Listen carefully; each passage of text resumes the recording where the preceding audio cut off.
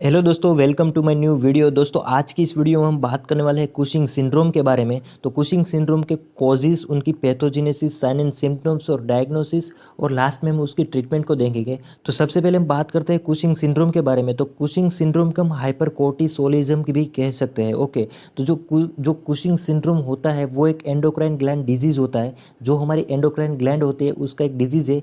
इसमें क्या होता है कि कोर्टिसोल जो हमारा हार्मोन होता है वो इंक्रीज हो जाता है। तो अब हम बात करते हैं कोर्टिसोल क्या होता है। ओके, तो कोर्टिसोल क्या होता है? कोर्टिसोल एक हार्मोन होता है जो हमारी एड्रिनल ग्लैंड होती है उसके कॉर्टेक्स में से सीक्रेट होता है। जो हमारी एड्रिनल ग्लैंड होती है उसमें दो पार्ट होते हैं, एक मेडुला होता है और एक होता है कॉर्टेक्स। जो कॉर्टेक्स होता है उसमें से जो कोर्टिसोल नाम का जो हार्मोन होता है वो रिलीज होता है। तो अब कोर्टिसोल रिलीज भी हो चुका है, तो अब कोर्टिसोल हमारी बॉडी में फंक्शन क्या क्या करता है। ओके, तो इसके बारे में बात करते हैं। तो जो कोर्टिसोल होता है वो हमारी बॉडी को ब्लड प्रेशर मेंटेनेंस में उसका मेजर रोल होता है। ओके, तो पहला फंक्शन हो गया कोर्टिसोल का ब्लड प्रेशर रेगुलेशन में। अब दूसरा फंक्शन की बात करते हैं तो कोर्टिसोल प्रोटीन, फैट और कार्बोहाइड्रेट को एनर्जी में कन्वर्ट करता है। मतलब क्या होता है कि फैट और प्रोटीन जो और कार्बोहाइड्रेट जो हमारे बॉडी के अंदर है वो उसको ग्लूकोज में वो कन्वर्ट करता है, मतलब एनर्जी में कन्वर्ट करता है। अब हम तीसरे जो फंक्शन की बात करते हैं तो वो एक इंसुलिन की जो इफेक्ट होती है उसे रेगुलेट करता है। देखिए, जो हमारी बॉडी में इंसुलिन सिक्रिट हो रहा है हमारे पेंक्रियाज में से, तो वो पेंक्रियाज को जो इंसुलिन सिक्रिट कर रहा है वो इंसुलिन को मेटाबॉलिज करने का काम भी हमारा ग्लूकोकोर्टिकोइड्स यानी कोर्टिसोल करता है। ओके, इसके बाद जो मेन उस रोल है उसमें भी वो एक स्ट्रेस हार्मोन होता है। तो दोस्तों, अब हम बात करते हैं कुशिंग सिंड्रोम क्या होता है और कुशिंग डिजीज़ क्या होता है। देखिए, जो हमारी मेडिकल है उसमें दो टर्मिनोलॉजीज होती है, एक होता है कुशिंग सिंड्रोम होते हैं और दूसरे होते हैं कुशिंग डिजीज़। अब हम कुशिंग डिजीज़ और कुशिंग सिंड्रोम को जो डिफरेंस है उसके बारे में बात करते हैं। तो कुशिंग सिंड्रोम हम किसे कहते हैं? देखिए, कुशिंग सिंड्रोम और कुशिंग डिजीज़ दोनों में एक कॉमन होता है। इसमें क्या होता है, कोर्टिसोल जो हार्मोन होता है वो इंक्रीज होता है, लेकिन उसकी जो कई कौन कौन सी पैथोलॉजी होती है उसकी पैथोलॉजी के ऊपर से ये दो टर्मिनोलॉजी डिवाइडेड होती है। तो कुशिंग सिंड्रोम जो होता है वो कुशिंग सिंड्रोम में क्या होता है, एक कोर्टिसोल तो इंक्रीज होता ही है, लेकिन वो किसकी वजह से होता है? वो होता है पिट्यूटरी ग्लैंड में किसी भी टाइप की पैथोलॉजी आ गई है तो इसकी वजह से क्या होता है, जो कोर्टिसोल होता है वो इंक्रीज होता है। वो कैसे होता है वो हम आगे पैथोलॉजी में बात करते हैं। अगर हम कुशिंग डिजीज़ के बारे में बात करें तो कुशिंग डिजीज़ में क्या होता है, उसमें एंटीरियर पिट्यूटरी का कोई रोल नहीं होता है, लेकिन जो हमारी एड्रिनल ग्लैंड होती है वो ही इसमें कोई किसी भी टाइप की पैथोलॉजी या फिर किसी भी कॉम्प्लिकेशन आने की वजह से जो अगर कोर्टिसोल इंक्रीज हो जाता है तो उसको हम कहेंगे कुशिंग डिजीज़। दोस्तों, अब हम बात कर ले कि कुशिंग डिजीज़ क्या होता है और कुशिंग सिंड्रोम क्या होता है। हमने ये भी देखा कि दोनों में एक कॉमन है, उसमें कोर्टिसोल हार्मोन जो होता है वो इंक्रीज होता है। लेकिन अब हम बात करते हैं ऐसे कौन कौन से कारण होते हैं जिसकी वजह से जो एड्रिनल ग्लैंड या फिर पिट्यूटरी ग्लैंड जो होती है उसमें ऐसी कौन कौन सी पैथोलॉजीज होती है, कौन कौन से कारण होते हैं जिसकी वजह से जो हमारी एड्रिनल ग्लैंड का जो कोर्टिसोल है वो इंक्रीज होता है। तो अब हम बात करते हैं उसके कॉजेज़ के बारे में।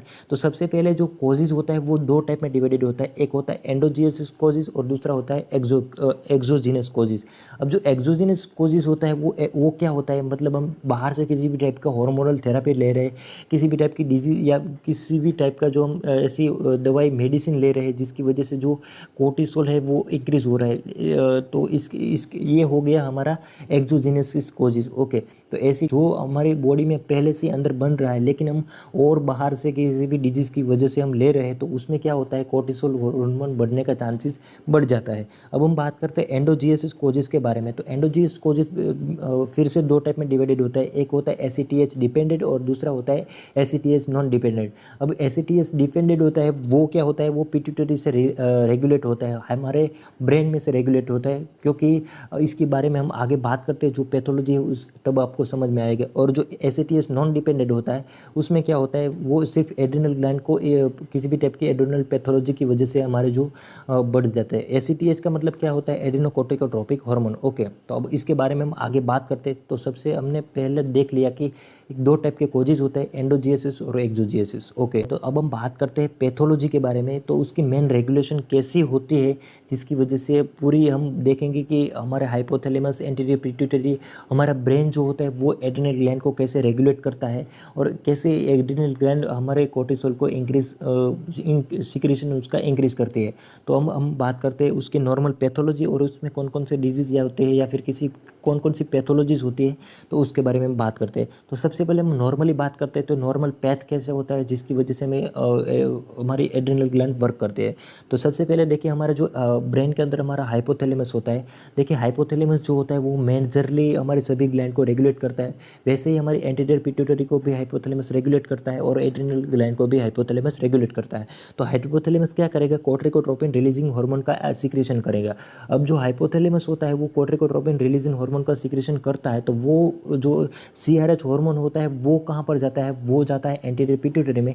और एंटीरियर पिट्यूटरी में से क्या उसको स्टिमुलेट करता है एसीटीएच हार्मोन रिलीजिंग करने के लिए। ओके, अब एसीटीएच जो होता है वो एसीटीएच क्या करता है, हमारी जो एड्रिनल ग्लैंड होती है उसको स्टिमुलेट करता है जो कोर्टिसोल इंक्रीज करने के लिए। ओके, तो नॉर्मल पाथवे ये होता है। तो इसके लिए हमने आगे बात की थी एसीटीएच डिपेंडेंट। एसीटीएच डिपेंडेंट क्यों होता है, क्योंकि अगर एसीटीएच कहाँ से आता है, एंटीरियर पिट्यूटरी में से आता है। और एंटीरियर पिट्यूटरी कैसे स्टिमुलेट होती है, सीआरएच हार्मोन की वजह से। और सीआरएच हार्मोन कैसे हो जाए, हमारे हाइपोथैलेमस की वजह से। ओके, तो ये हो गया एसीटीएच डिपेंडेंट। अब एसीटीएच नॉन डिपेंडेंट में क्या होता है, देखिए नॉन डिपेंडेंट इसका हम इसके बारे में बात करते हैं। तो एसीटीएच नॉन डिपेंडेंट में क्या होता है कि जो हमने एंटीरियर पिट्यूटरी का जो पाथ है हाइपोथैलेमस वाला, सीआरएच हार्मोन वाला, या फिर एंटीरियर पिट्यूटरी एसीटीएच जो सिक्रेशन करता है और इसमें कोर्टिसोल बनता है। ओके, तो जो ये पाथ तो नॉर्मल हो गया, लेकिन जो किसी भी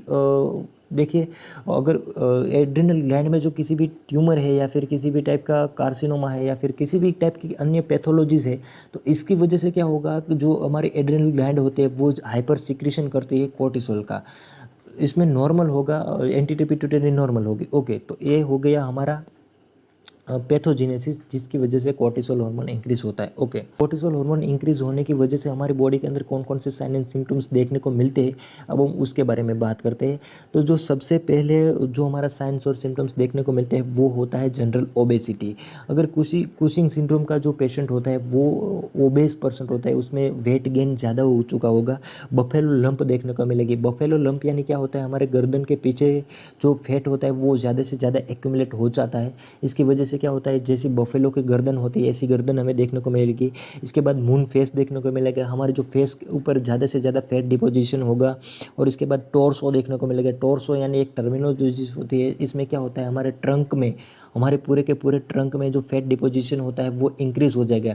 हमारे हाथ पाँव में, हमारी एक्सट्रीमिटीज़ में फैट डिपोजिशन नहीं होगा, लेकिन हमारा जो ट्रंक होता है उसमें जो फैट डिपोजिशन ज़्यादा से ज़्यादा बढ़ जाएंगे। ओके, लेकिन अब हम बात करते हैं कि ये फैट डिपोजिशन हमारे यहाँ पर क्यों होता है। तो हमने आगे बात की थी कि जो हमारी एड्रिनल ग्लैंड होती है उसमें जो कोर्टिसोल ग्लूकोकोर्टिकोइड्स होते हैं उसका मेन फंक्शन होता है फैट डिस्ट्रीब्यूशन का। तो फैट डिस्ट्रीब्यूशन का फंक्शन कैसे होता है कि जो हमारी एडिपोज टिश्यू होती है, ग्लूकोकोर्टिकोइड जो फिर एड्रिनल ग्लैंड के जो हार्मोन्स होते हैं वो क्या करते हैं, एडिपोज टिश्यू में से हमारे सेल के अंदर जो फैट डिपोजिशन करने का मेन फंक्शन होता है। आगे हमने बात की थी कि कोर्टिसोल हार्मोन जो होता है इंक्रीज हो जाता है, और इंक्रीज होने की वजह से क्या होता है, देखिए जो नॉर्मल फंक्शन क्या था, वो नॉर्मल फैट डिपोजिशन करता है बॉडी के अंदर, लेकिन यहाँ पर क्या हो गया, ज़्यादा से ज़्यादा कोर्टिसोल इंक्रीज हो गया, तो इसकी वजह से ज़्यादा से ज़्यादा फैट कहाँ पर डिपॉजिट होगा, हमारे बॉडी के अंदर। तो ये हो गया जनरल ओबेसिटी। अगर कोर्टिसोल इंक्रीज हो रहा है तो हमें ओबेसिटी भी इंक्रीज होने को देखने की मिलेगी, या फिर इसका जो कुशिंग सिंड्रोम का पेशेंट होगा उसमें ज़्यादा से ज़्यादा वेट गेन होगा। इसके बाद हम बात करते हैं स्किन के बारे में। तो स्किन में सबसे पहले हर्सुटिज्म देखने को मिलेगी। हर्सुटिज्म यानी क्या होता है, हमारी बॉडी के ऊपर ज़्यादा से ज़्यादा एक्सेसिवली हमारे अंदर हेयर ग्रोथ होने लगता है, एबनॉर्मली हेयर ग्रोथ होती है। इसके बाद purple stretch mark on abdomen देखने को मिलेगी। जो पर्पल कलर के जो मार्क्स होते हैं, या फिर स्ट्रे हम बोल सकते हैं, या फिर जो हम चकत्ते बोलते हैं, तो चकत्ते हमारे पूरी बॉडी के अंदर देखने को मिलेंगे। उसमें पर्पल कलर क्यों होता है, क्योंकि यहाँ पर क्या हो रहा है कि हमारे सबक्यूटेनियस टिश्यू के अंदर ज़्यादा से ज़्यादा फैट डिपोजिशन हो रहा है, तो इसकी वजह से हमारी जो ब्लड कैपिलरीज होती है वो रप्चर होगी। इसकी वजह से ब्रूइशनेस भी देखने को मिलेगी, और ब्रूइशनेस की वजह से हमें पर्पल कलर हमारे स्ट्राई के अंदर देखने को मिलेगी, उस चकत्ते के अंदर पर्पल कलर देखने को मिलेगा। तो ये जो स्ट्राई होती है वो हमारे एब्डोमेन में होती है या फिर हमारे बटक्स में हो सकती है। इसके बाद थिनिंग स्किन देखेंगे। थिनिंग स्किन का क्यों होती है? क्योंकि सबक्यूटेनियस टिश्यू के अंदर फैट जो है वो ज़्यादा से ज़्यादा एक्यूमुलेट हो रहा है और इसकी वजह से जो स्किन होती है वो पूरी स्ट्रेच हो जाती है, वो खींचने लगती है। तो इसकी वजह से क्या होता है, वो जो स्किन होती है वो थिन हो जाती है। ओके, तो अब हम बात करते हैं मस्कुलोस्केलेटल के बारे में। तो यहाँ पर क्या देखने को मिलेगा, हमारा जो मसल्स है उसमें वीकनेस देखने को मिलेगी, क्योंकि यहाँ पर क्या होगा, मसल के अंदर प्रोटीन क्या होता है वो डिक्रीज हो जाता है। क्यों? क्योंकि जो हमारा जो हमने देखा था कि जो एड्रेनल ग्लैंड होते हैं उसका जो हार्मोन होता है उसका मेन फंक्शन होता है कार्बन फैट और कार्बोहाइड्रेट्स फैट और जो प्रोटीन होता है उसका मेटाबॉलाइज करता है, एनर्जी के अंदर ग्लूकोज के अंदर वो कन्वर्ट करता है। तो अगर कोर्टिसोल हमारी बॉडी के अंदर ज़्यादा इंक्रीज हो रहा है तो इसका मतलब होता है कि वो प्रोटीन का मेटाबॉलिज्म इंक्रीज करेगा। तो प्रोटीन मेटाबॉलिज्म कैसे इंक्रीज करेगा, वो पूरी बॉडी में से जहाँ पर मसल्स है वहाँ पर से प्रोटीन ले करके उसका मेटाबॉलिज करेगा ग्लूकोज के अंदर। तो इसकी वजह से क्या होगा, मसल के अंदर क्या होगा, वीकनेस देखने को मिलेगी। ओके, तो इसके बाद हम देखते हैं मेटाबॉलिक के अंदर। तो मेटाबॉलिक के अंदर हमें हाइपरग्लाइसेमिया देखने को मिलेगा। हाइपरग्लाइसेमिया हमें क्यों देखने को मिलता है? क्योंकि जो एड्रिनल ग्लैंड के जो कोर्टिसोल हार्मोन है वो क्या करता है, प्रोटीन कार्बोहाइड्रेट और फैट का मेटाबॉलिज करके कहाँ पर क्या करता है, ग्लूकोज में कन्वर्ट करता है। और ग्लूकोज ज़्यादा से ज़्यादा हमारी ब्लड के अंदर इंक्रीज होने की वजह से हमें हाइपरग्लाइसेमिया देखने को मिलेगा। इसके बाद हमें हाइपरटेंशन भी देखने को मिलेगा, क्योंकि जो ब्लड ग्लूकोज लेवल रहते हैं वो प्लाज्मा के अंदर ज़्यादा से ज़्यादा हमारी ब्लड के अंदर इंक्रीज हो जाएगा और ज़्यादा से ज़्यादा ग्लूकोज इंक्रीज होने की वजह से हमें हाइपरटेंशन देखने को, यहाँ पर हमारा ब्लड प्रेशर इंक्रीज होने का चांसेस बढ़ जाता है। तो ये हो गया हमारा साइन एंड सिम्टम्स के बारे में हमने बात कर ली। तो अब हम बात करते हैं साइन एंड सिम्टम्स के ऊपर से हम कैसे कुशिंग सिंड्रोम के पेशेंट को हम डायग्नोसिस कर सकते हैं। तो डायग्नोसिस मेनली दो टाइप में डिवाइडेड होता है। पहला टाइप होता है, इसमें हम जानेंगे कि कुशिंग सिंड्रोम प्रेजेंट है या नहीं। कुशिंग सिंड्रोम प्रेजेंस के होने के दो प्रेजेंस है या नहीं उसे जानने के लिए हम उसे दो मेथड है। और अगर कुशिंग सिंड्रोम प्रेजेंट है तो उसके कौन कौन से कॉजेज़ है, वो कॉजेज़ जानने के लिए भी डायग्नोसिस होता है। तो सबसे पहले हम जानते हैं कि कुशिंग सिंड्रोम अगर हमारी बॉडी के अंदर प्रेजेंट है तो वो उसके लिए हम कौन कौन से डायग्नोसिस, उसके लिए कौन कौन से हम टेस्ट करवा सकते हैं, तो इसके बारे में बात करते हैं। तो सबसे पहले जो टेस्ट होता है उसका नाम है लो डोज डेक्सोमेथासोन सप्रेशन टेस्ट।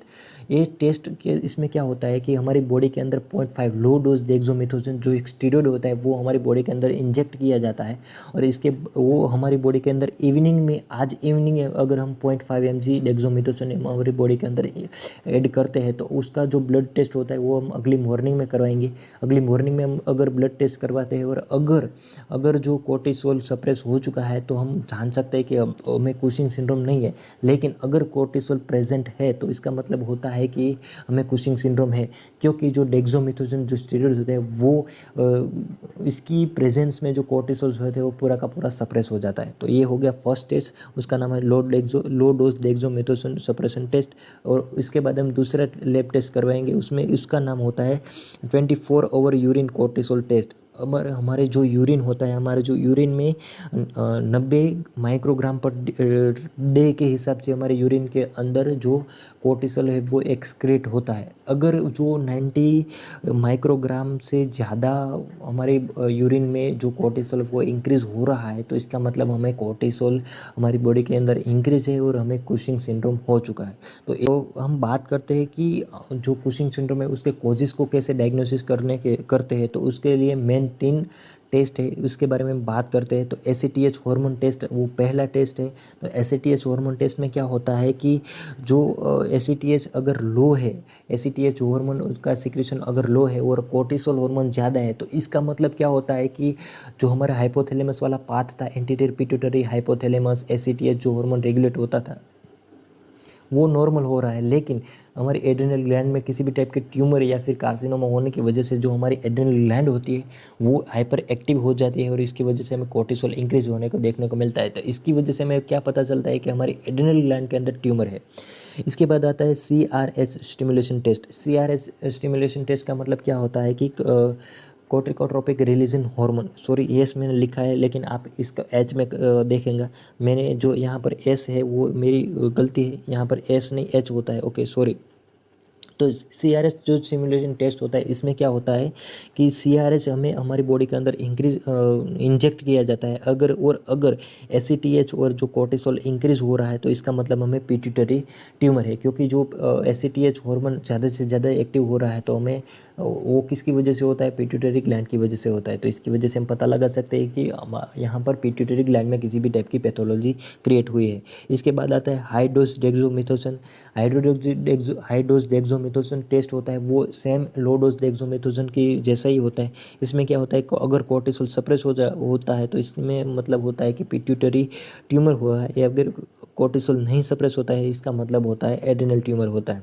तो ये थे कुछ कोजेस जानने के लिए जो डायग्नोसिस करते हैं, इसके बारे में बात की। तो दोस्तों अब बात करते हैं कुशिंग सिंड्रोम की ट्रीटमेंट के बारे में। तो ट्रीटमेंट में मेनली हमने देखा था कि कोजेस के बारे में बात की कि कोजेस हम कैसे जान सकते हैं, और कोजेस में मेनली ट्यूमर ही होते हैं, या फिर एड्रिनल का हो गया या फिर पिट्यूटरी का हो गया। अगर जो कोई ट्यूमर है तो उसे हम सर्जिकल रिमूव कर सकते हैं। तो ये पहली हमारी ट्रीटमेंट हो गई। इसके बाद हम मेडिकेशन दे सकते हैं सिम्टोमेटिकली, या फिर जो कोर्टिसोल है उसको सप्रेस करने के लिए जो भी मेडिसिन बनती है वो हम देंगे। तो इसमें मेनली जो होता है, या केटकोनाजोल होती है वो मेनली स्किन के ऊपर इफेक्ट करती है, माइटोटेन होती है, या फिर